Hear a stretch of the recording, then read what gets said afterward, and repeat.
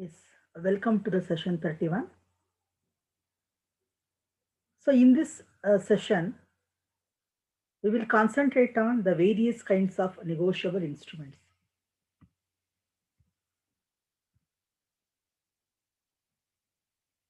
The various kinds of negotiable instruments are those: number one, promissory note; number two, bill of exchange; number three, check. Although there are many other instruments are there, but basically as per the Negotiable Instrument Act of 1881, the three important kinds of negotiable instruments are promissory note, bill of exchange, as well as the check. So now we will discuss in this session about the promissory note as well as the bill of exchange in detail. So according to section 13, subsection 1 of the Negotiable Instrument Act of 1881, negotiable instrument means a promissory note, a bill of exchange, or a check payable either to the order or bearer, whether the words order or bearer appear on the instrument or not. That means basically there are three very important types of negotiable instruments are there. That is number one, promissory note; number two, bill of exchange; number three, check. Then what are promissory note? The term promissory note may be defined as a promise in writing by a person to pay a certain sum of money to a specified person. That means it is an instrument which is prepared by a person called as a maker who promises to pay a certain sum of money to the another person called as a payee. That amount must be in writing and should be payable to a specified person only. Then we can call it as a promissory note. According to Section 4 of the Negotiable Instrument Act of 1881, a promissory note is an instrument in writing containing an unconditional undertaking signed by the maker to pay a certain sum of money only to or to the order of a certain person or to the bearer of the instrument. The three important things you have to keep here: that it must be in writing, it must be payable to a specified person, that is specific amount, and to the order as per the instrument or to a certain person or to the bearer of the instrument. Bearer means the person who is possessing the instrument. So when going to see about the various parties to the promissory note, the first very important party is a maker. Who is a maker here? He is the person who prepares a promissory note and also promises to pay certain sum of money as stated in the instrument. The second party is a payee. Payee is the person to whom the amount of the promissory note is payable. That means he is eligible to receive the amount what is mentioned in the instrument. And we can also see another party, endorser. He is the person who transfers the promissory note to another person.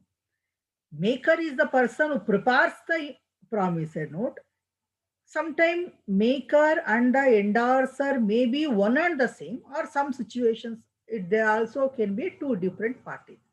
So endorser is the person who transfers the promissory note to the another, and endorsee is the person to whom the promissory note is transferred. Then what are the various essential valid features of the promissory note? That means if you want to call the promissory note as a valid instrument, what are the basic, very important characteristics or features or essentials it has to contain? Number one, it must be in writing. That means always promissory note as it is one of the very important type of negotiable instrument, it must be in writing. Then it must contain certain an amount that has to be expressed, that promisor has to going to pay the amount as in the specified at the stipulated time. Then the promise to pay must be unconditional. They should not pose any kind of conditions for getting the benefit or the amount what is mentioned in the instrument. Then it must certain a promise to pay in terms of money only. As I explained in the first session, there should not be any other kind of gifts or benefit, whatever the terms and condition that must be in the negotiable instrument should be in terms of money only. It must contain promise to pay a definite amount of money. There is no any kind of approximation, like maybe 10,000, not like that. Exactly whatever the amount that is mentioned in the instrument should have a definite amount. It must contain certain parties. The two important parties should be there. It is number one, maker, and number two is the payee. Without that, we can't be called as a promissory note. Then it must be signed by the maker. Again, maker is a person who is preparing the promissory note. His signature should be there on the note. Then it must be properly and duly stamped. That's very important. As I told you, if you call any instrument as a valid, that promissory note, it must be properly stamped by the maker. Then other formalities like number, date, place, attestations, etc. Should be there. Okay. The second very important negotiable instrument is the bill of exchange. So what is bill of exchange?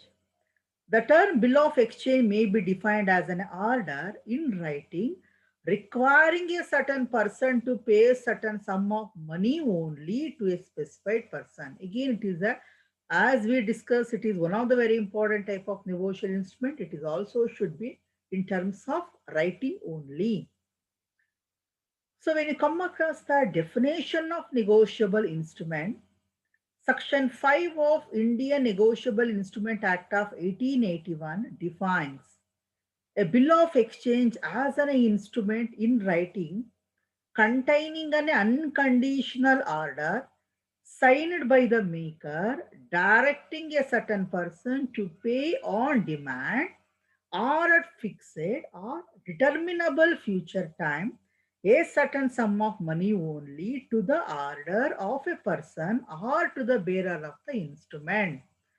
When you see the definition word by word, instrument must be in writing containing an unconditional order signed by the maker directing a certain person to pay on demand or at fixed or determinable future time, that is within the stipulated period, a certain sum of money only. To whom?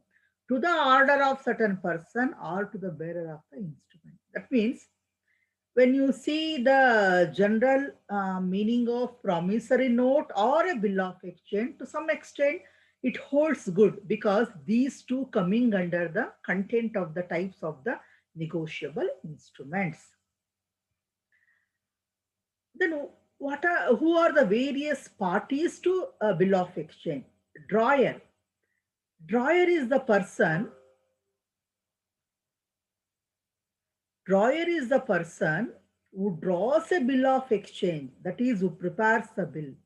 Drawee is the person who is directed to pay the bill of exchange. Acceptor is the person who accepts the bill of exchange. That means, and who is payee? Payee is the person to whom the amount of bill of exchange is very payable. That is, the two important parties are drawer as well as the payee. And again, we can sometime there may be chances of arising of another two important characters, that is endorser as well as the endorsee. Endorser is the person who transfers the bill of exchange to another. Sometimes endorser as well as the drawee may be the same party or different. Endorsee is the person to whom the bill of exchange is transferred. Then what are the various essentials of bill of exchange? Number one, it must be in writing. Yes, of course, as it is a type of negotiable instrument, it should be in writing. It must be an order to pay and not a request to pay. There is no question of any kind of request in the negotiable instrument. That means it must be an order to pay. The order must be unconditioned. The payee, I mean, the maker is not need not to put any kind of conditions for fulfilling the instrument. The order must be signed by the maker. Again, maker is the person who is preparing the bill of exchange. His signature should be there on the instrument. The order must be directed to pay a certain amount to whom the person should be named. That means the person whose name is in the instrument is the right person to receive the amount as mentioned in the instrument. The order must be for the payment of money only. It must be payable on demand or after a definite period of time. It must bear the required revenue stamp. That means, dear students, today's in this class we discussed about the various kind of negotiable instrument, that is promissory note as well as the bill of exchange, its meaning, who are the various parties in both the instrument, and what are the essential characteristics or the features both the instrument should possess in order to call it as a valid. Okay. Then regarding the check, we are going to discuss in the next session. Thank you.